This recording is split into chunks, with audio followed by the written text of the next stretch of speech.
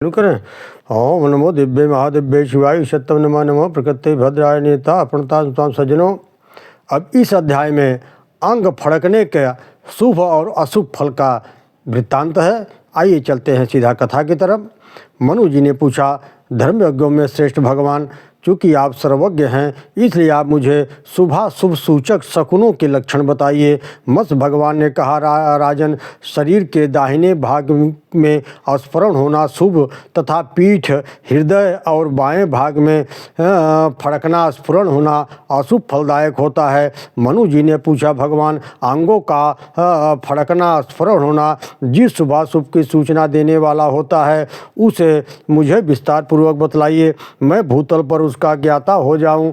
मत्स्य भगवान ने कहा, रविनंदन, सिर के स्फुरण से पृथ्वी का लाभ होता है। ललाट के स्फुरण फड़कने पर स्थान की वृद्धि होती है। भौं और नासिका के फड़कने से प्रियजनों का समागम होता है। राजन, नेत्रों के फड़कने से सेवक की तथा नेत्रों के समीप स्फुरण होने से धन की प्राप्ति होती है। नेत्रों के मध्य भाग में स्फुरण होने से उत्कंठा बढ़ती है। ऐसा भी लक्षणों से अनुभव किया जाता है। नेत्र पलकों के फड़कने से संग्राम में शीघ्र ही विजय प्राप्त होती है। नेत्रापांगों के स्फुरण से स्त्री लाभ, कान के फड़कने से प्रिय वार्ता श्रवण और नासिका के स्फुरण फड़कने से प्रीति एवं सौख्य मिलता है। निचले ओठ फड़कने से संतान प्राप्ति होती है।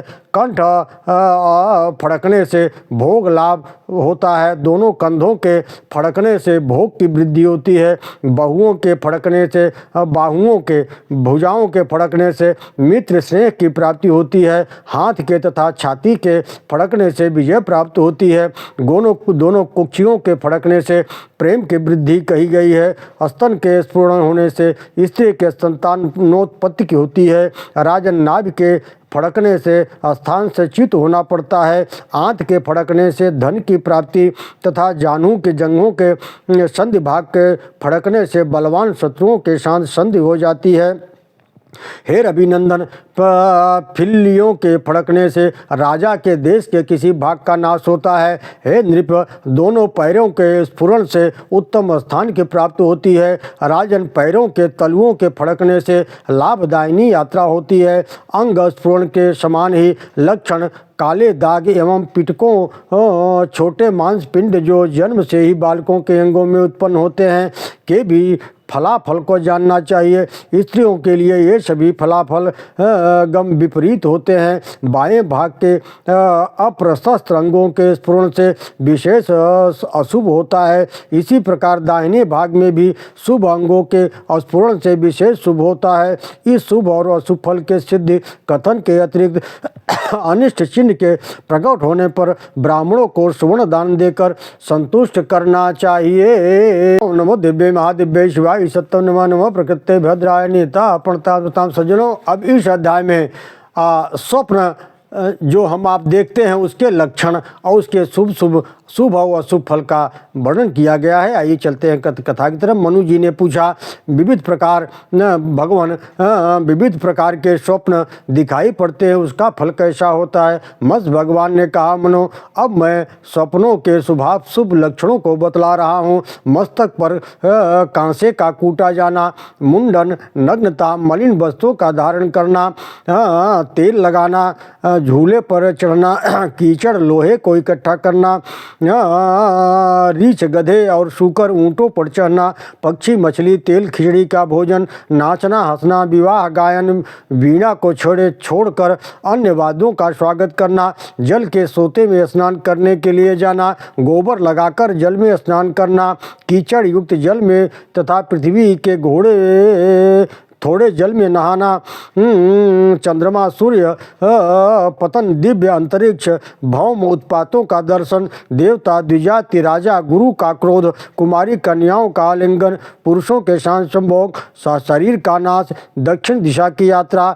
व्याध से पीड़ित होना, घरों का गिरना, पिशाच, मांस पक्षी जीव, शत्रु से पराजित होना या उसकी ओर से किसी प्रकार की आपत्ति प्रकट होना, तेल पान या उसी में स्नान स्नान करना, लाल पुष्प लाल चंदन को धारण करना। इन्हें देखने के बाद इनके अतिरिक्त अन्य भी बहुत से दुःस्वप्न कहे गए हैं। इन्हें देखने के बाद दूसरे से कह देना तथा पुनः सो जाना कल्याण कारक है।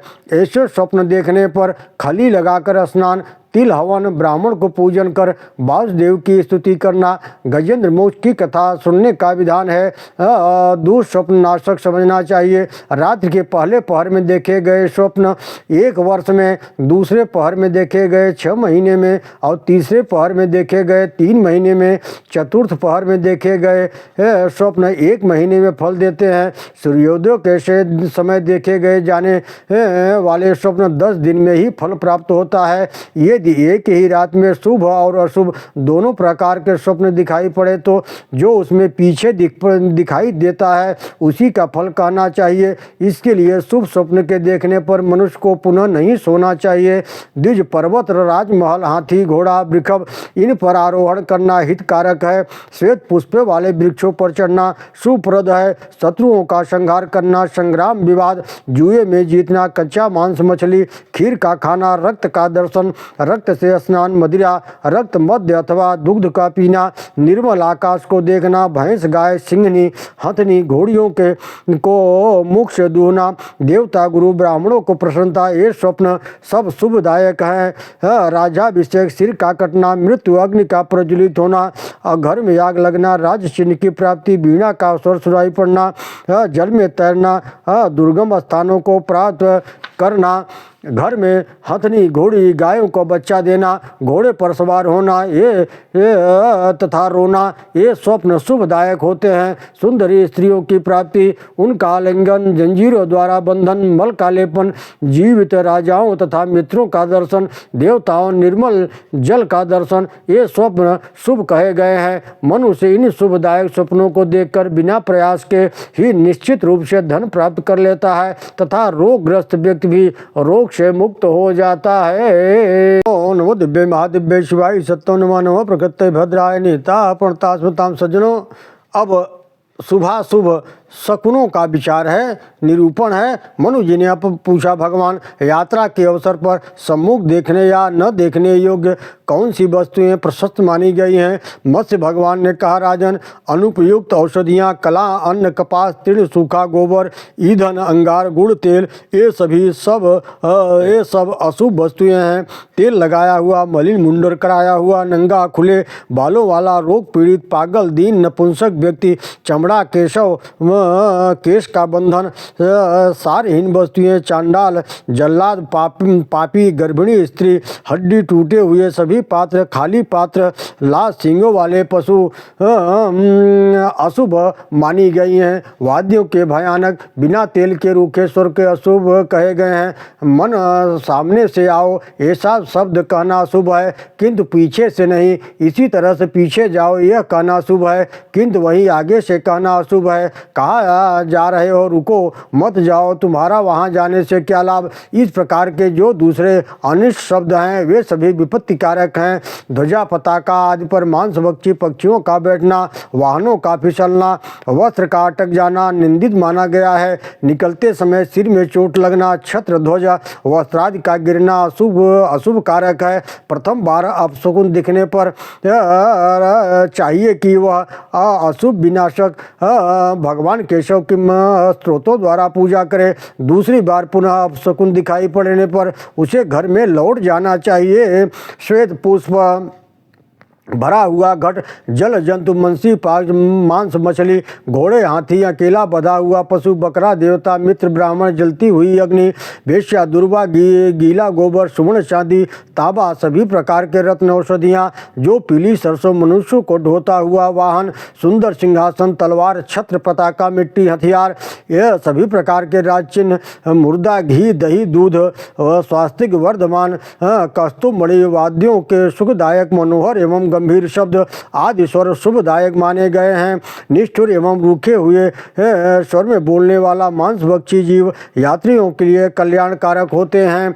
पीछे से चमकने वाली बिजली प्रकाश इंद्रधनुष प्रशंसनीय है। यात्रा में सूर्य चंद्रमा के मंडल घनघोर वृष्टि को अशुभ समझना चाहिए। अनुकूल दिशा में उदित हुए ग्रहों को विशेषकर बृहस्पति को शुभ सूचक कहा गया है। धर्मज्ञ यात्रा काल में आस्तिकता, श्रद्धा, पूज्यों के प्रति पूज्य भाव और मन की प्रसन्नता, ये सभी प्रशंसनीय है। यात्रा काल में मन का संतोष विजय का परम लक्षण है।